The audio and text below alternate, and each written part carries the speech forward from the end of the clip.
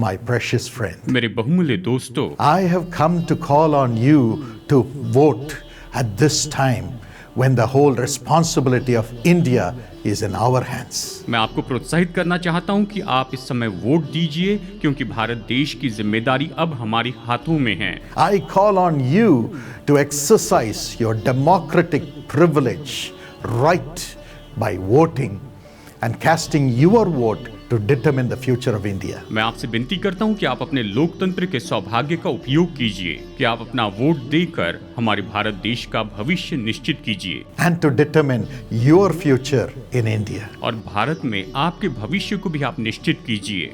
We prayed for 72 hours across the nation in 100 cities during the past week. पिछले हफ्ते हमने 72 घंटों की प्रार्थना की। बहुत से शहरों में और 100 शहरों में प्रार्थनाएं आयोजित की गई। We cried for peace during the elections. हमने इलेक्शन के दौरान शांति के लिए परमेश्वर को पुकारा। We prayed for integrity to be there in all the electoral process. हमने प्रार्थना की कि चुनाव की इस पूरी क्रिया में शांति बनी रहे। We prayed for the right candidates to come to power. हमने प्रार्थना की कि सही कैंडिडेट निश्चय ही चुना जाए।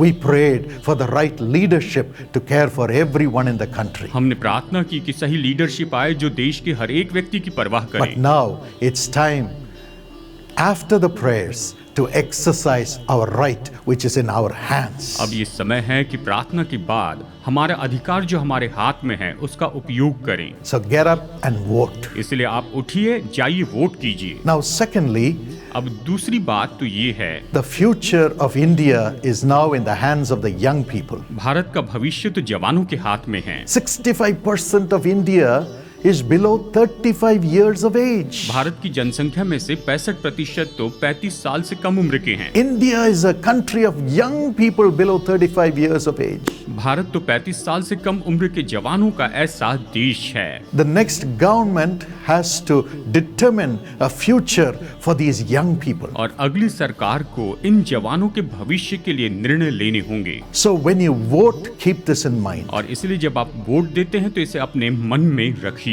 We need MPs, we need the government which will care for the young people. हमें ऐसे एमपी और ऐसी सरकार चाहिए जो जवानों की परवाह करें। Young people who know the agony and the suffering of the young people have to come to power. जवान लोग जो कि जवानों के दुख को जानते हैं वही सामर्थ्य में आए। Only then they will bring laws, rules, regulations and acts to satisfy the needs of the young people. और केवल तभी वो ऐसे नियम और कानून बनाएंगे ताकि जवानों की जो जरूरत है वो पूरी हो सके।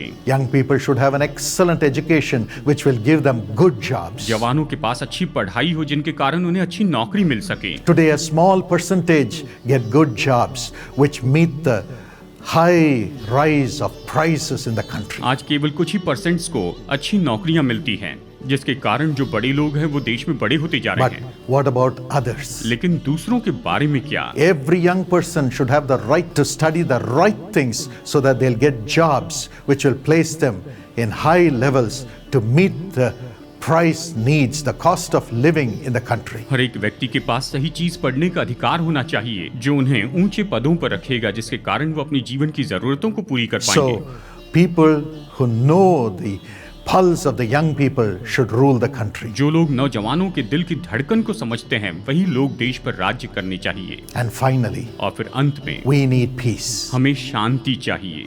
India needs peace amongst all communities. Bharat को सभी समाज में शांति की जरूरत है। We need a government, we need leadership which will love all people of India equally without favor, irrespective of caste, creed or हमें religion. ऐसी सरकार चाहिए, ऐसी लीडरशिप चाहिए जो जाति, वंश और धर्म में कोई भी पक्षपात न करते हुए भारत के सभी लोगों के साथ समान व्यवहार करे। Who will respect the rights of each individual according to the Constitution of India. और भारत के संविधान के अनुसार हर एक व्यक्ति के अधिकार का आदर करने वाले हो। Only when there is peace amongst all people, each one can work in peace and the productivity of the country will then automatically rise. जब सब लोगों में शांति होगी तो हर एक व्यक्ति शांति से काम कर पाएगा, तो इसके कारण देश की उत्पादनशीलता अपने आप बढ़ती जाएगी And there will be prosperity in the country. और देश में संपन्नता होगी And there will be a future for our children. और हमारे बच्चों के लिए अच्छा भविष्य होगा। So keep this in mind and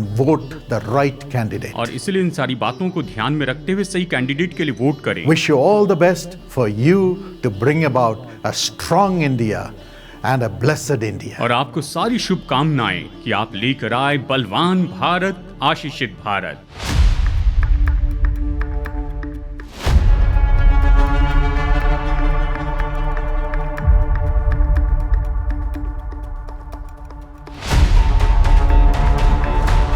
इतिहास परीक्षाओं को उपलब्धि में बदलने के द्वारा ही बनाया जा सकता है।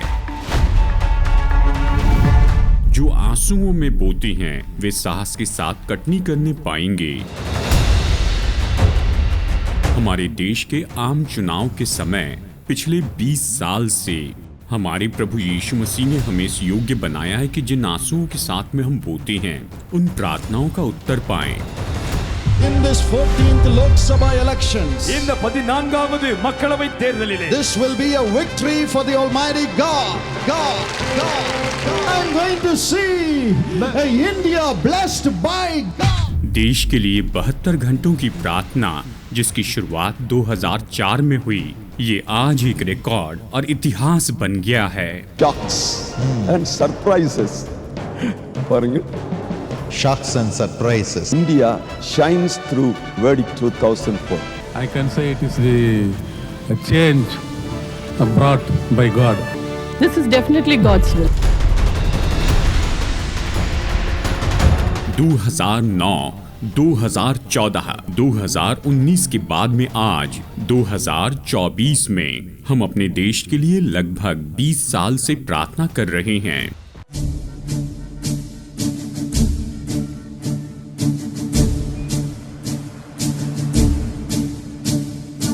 8 अप्रैल तमिलनाडु के चेन्नई से 72 घंटों की प्रार्थना की शुरुआत की गई।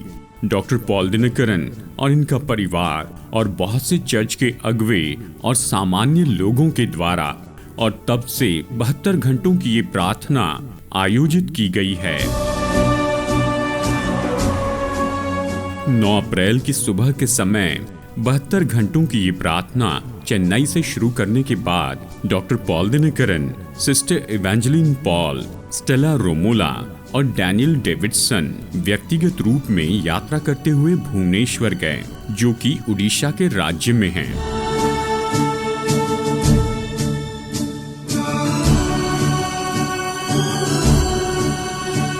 9 अप्रैल शाम के समय ये व्यक्तिगत रूप में पश्चिम बंगाल के कोलकाता में गए और वहां उपस्थित हजारों लोगों के साथ इस देश के लिए प्रार्थना की। Days of resurrection are beginning after this prayer.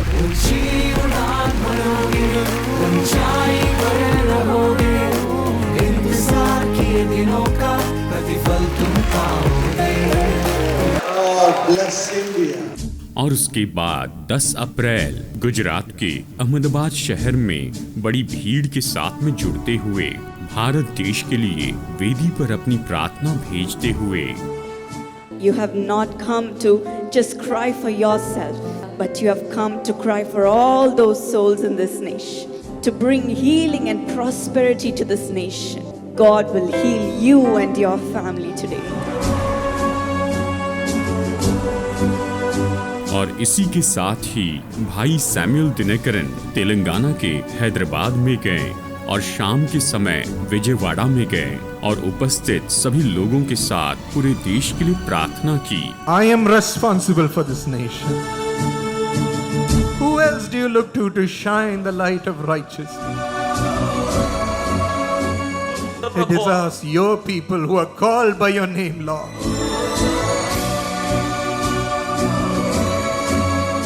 Thank you for your forgiveness, Lord. Bring peace in this nation. 10 अप्रैल को ब्रदर सैमुअल दिनकरन व्यक्तिगत रूप में कर्नाटका के बेंगलुरु में गए और वहां उपस्थित सभी लोगों के साथ मिलकर देश के लिए प्रार्थना की। बाद में 11 तारीख को डॉक्टर पॉल दिनकरन और उनका पूरा परिवार हजारों लोगों के साथ महाराष्ट्र के मुंबई शहर में जमा होकर हजारों लोगों के साथ आंसू बहाते हुए इस देश के लिए प्रार्थना की। इन 72 घंटों की प्रार्थना के अंत में आखिरकार हम सब हमारे भारत देश की राजधानी दिल्ली में जमा हुए हैं और एकचित्त होकर प्रभु यीशु से प्रार्थना करने के लिए आए हैं और ये भारत देश के लिए एक इतिहास निर्माण करता है। यीशु मसीह की आमीन। We are moving from death to resurrection. Yes, do you say, I have gone through death? Pangs of death and destruction are facing us. But God is answering our 72 hours prayer, moving us into resurrection. No more pangs of death. Doctor Paul Dinakaran और इनके परिवार ने 6,700 kilometre की यात्रा रात दिन मिलकर 72 घंटों में पूरी की है। साथ ही ये प्रार्थना प्रभु यीशु मसीह से भारत देश के 100 अलग अलग जगहों से प्रदान की गई है। हमारे भारत देश के लिए, देश की शांति के लिए और देश के लोगों के लिए, और इसी के साथ में हमारे पूर्वज जो शहीद के रूप में इस देश में मरे हैं, उनकी प्रार्थनाओं का उत्तर हमें मिलेगा। 72 घंटों की ये प्रार्थना जो कि 100 जगहों पर आयोजित की गई है, इसके द्वारा हम प्रभु के सामने लगभग 7,200 घंटों तक अपने देश के लिए पुकारते रहे हैं। साथ ही पिछले 13 वर्षों से दिल्ली के नेशनल प्रेयर टावर की 24 घंटों की प्रार्थना के द्वारा लगभग 1,20,000 घंटों की प्रार्थना हमारे देश के लिए प्रदान की गई है। आइए हम बड़े साहस के साथ, बड़ी हिम्मत से इस बात को मान ले और निश्चय ही हम अपनी प्रार्थनाओं का उत्तर प्राप्त करेंगे। जय हिंद। ऊंचाई पर रहोगे, इंतजार के दिनों का प्रतिफल तुम पाओगे। जो तुमने खोया उसका दुगना पाओ।